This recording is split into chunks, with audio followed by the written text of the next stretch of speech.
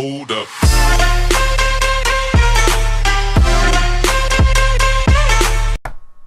Alright, so this is the trimmer that I use in most of my haircut tutorials.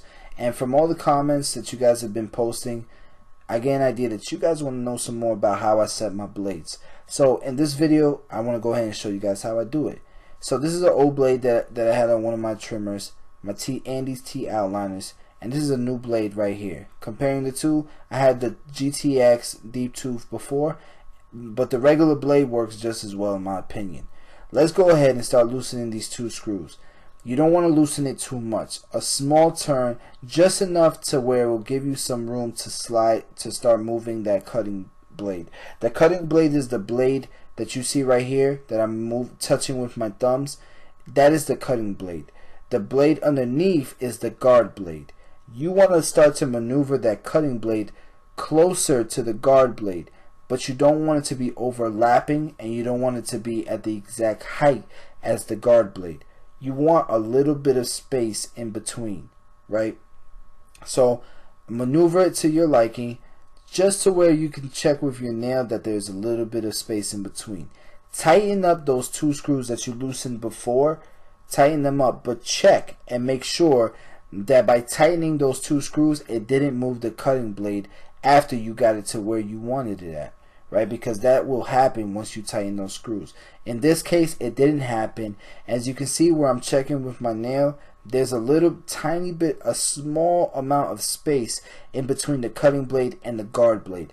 That small amount of space is going to be the difference between you cutting up a kid or cutting up somebody in the back of their neck or scarring somebody up. That small amount of space.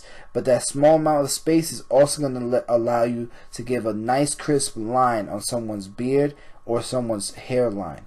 So this is an all-around setting for your T outliners.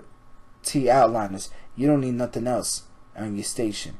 At least in my opinion, this is all I rock with. One trimmer set for all around cutting. Now what you want to do here is make sure that the cutting blade is not too close to the right side of the guard blade, as you can see here. When you turn this trimmer on, if it's too close to the right side of the guard blade, it's going to overlap and cut people. Now the tension screw, I turn it about a quarter of the way to the right whenever I need to adjust it. If you're using it on the back of a kid's neck, for example, and there's baby hair, and it's not cutting through that baby hair, it's getting clogged up, then you know you need to turn that tension screw a little bit more to the right. Do it a quarter of a turn at a time and test it out and make sure that it cuts through that hair. Now once you're done adjusting it to your liking, test it on yourself. I like to test it on my neck, that's a sensitive area, and then I like to use a trimmer that I have set before, a trimmer that I like the way it cuts, and then I'll use the trimmer that I just set and compare the two and how it feels on my face. So that's it guys, that's how I set my trimmers. I hope that helps. If you got any questions, comment below. Thanks.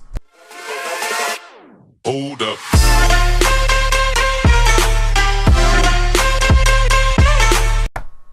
Alright, so this is the trimmer that I use in most of my haircut tutorials. And from all the comments that you guys have been posting, I get an idea that you guys want to know some more about how I set my blades. So in this video,